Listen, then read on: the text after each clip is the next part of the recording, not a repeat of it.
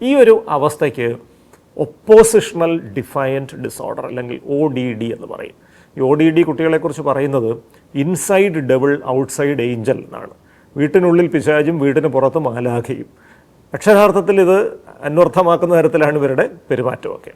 എന്നാൽ ഇവർ വലിയ തോതിലുള്ള കുറ്റകൃത്യ സ്വഭാവങ്ങളോ ഒന്നും അങ്ങനെ ചെയ്യണമെന്നില്ല. അതായത് മോഷണം അങ്ങനത്തെ കാര്യങ്ങളൊന്നും അവർ ചെയ്യണമെന്നുമില്ല. അവർ അച്ഛനെയും അമ്മയും നിരന്തരം ഇറിറ്റേറ്റ് ചെയ്തുകൊണ്ടിരിക്കും. ചിലപ്പോൾ ഇളയ സഹോദരങ്ങളോ മൂത്ത സഹോദരങ്ങളോ ഉണ്ടെങ്കിൽ അവരുമായിട്ട് വഴക്കിട്ടുകൊണ്ടിരിക്കും. വീട്ടിലെ അന്തരീക്ഷം ഇങ്ങനെ മലീമസമാക്കിക്കൊണ്ടിരിക്കും. അത് നിസ്സാര കാര്യങ്ങൾ പറഞ്ഞായിരിക്കും ഇവർ വഴക്കിടുന്നത്. എന്നാൽ പുറത്തേക്ക് ഇറങ്ങിക്കഴിഞ്ഞാൽ ഇവർക്ക് യാതൊരു ബുദ്ധിമുട്ടുമില്ല സ്വയം നിയന്ത്രിക്കാൻ, മറ്റുള്ളവരുമായിട്ട് നന്നായിട്ട് ഇടപെടാൻ. പലപ്പോഴും ഇത് നമ്മളിതിൻ്റെ കാരണങ്ങൾ പരിശോധിക്കുമ്പോൾ പാരൻറ്റിങ് രീതിയിലെ ചില അപാകതകൾ ഈ കുട്ടിയെ വളർത്തിയതിൻ്റെ പുറകിലുണ്ടാവാൻ സാധ്യതയുണ്ട്.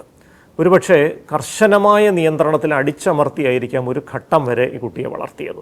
ഒരു സ്വാതന്ത്ര്യം അവന് കൊടുക്കുന്നില്ല, ഒരു അഭിപ്രായ സ്വാതന്ത്ര്യം കൊടുക്കുന്നില്ല, അവൻ പറയുന്ന കാര്യങ്ങളൊക്കെ നിഷേധിക്കുന്നു. ഒരു ഘട്ടം കഴിഞ്ഞ് ഇളയ ഒരു കുട്ടി ജനിച്ചു കഴിഞ്ഞിട്ട് ആ ഇളയ കുട്ടിക്ക് കുറച്ച് കൂടുതൽ സ്വാതന്ത്ര്യം കൊടുക്കുന്നു എന്ന് തോന്നുമ്പോൾ ഇവന് വല്ലാത്ത അസ്വസ്ഥത വരും. എന്നാൽ അത് നമ്മൾ സിബ്ലിംഗ് റൈവൽറി എന്നൊക്കെ പറയുന്ന പോലെ ആ ഇളയ കുട്ടിയോടുള്ളൊരു വൈരാഗ്യമായിട്ടൊന്നും മാറുന്നുമില്ല ഇവിടെ. അതും ശ്രദ്ധിക്കണം. പ്രധാനമായിട്ടും അച്ഛനോടും അമ്മയോടും തന്നെയായിരിക്കും ഈ കുട്ടിക്ക് ദേഷ്യമുണ്ടാകുന്നത്. അത് എങ്ങനെങ്കിലും അവരെ പ്രകോപിപ്പിച്ച് അവരൊന്ന് പൊട്ടിത്തെറിക്കുന്ന അവസ്ഥയിലേക്ക് എത്തിച്ച് അവരെ സമാധാനം കെടുത്തി അവരൊട്ടും സ്വസ്ഥതയില്ലാതെ അസ്വസ്ഥരായി അച്ഛനും അമ്മയും കഴിയുക എന്നുള്ളതാണ് ഈ കുട്ടിക്കൊരു സന്തോഷം പകരുന്ന കാര്യം. ഇത് കുറേ കാലം കഴിയുമ്പോൾ അത് മാറ്റം വരാൻ സാധ്യതയുണ്ട്. പക്ഷേ പലപ്പോഴും ഈ കൗമാരത്തിൽ ആ ഹോർമോണൽ വ്യതിയാനങ്ങളും കൂടെ വരുമ്പോൾ പെട്ടെന്ന് ചില ദേഷ്യപ്രകടനങ്ങളും പൊട്ടിത്തെറികളും ഒക്കെ കുട്ടിയുടെ ഭാഗത്തു നിന്നുണ്ടാവുമ്പോൾ പലപ്പോഴും അത് വലിയ സംഘട്ടനങ്ങളിലേക്ക് നീങ്ങാം.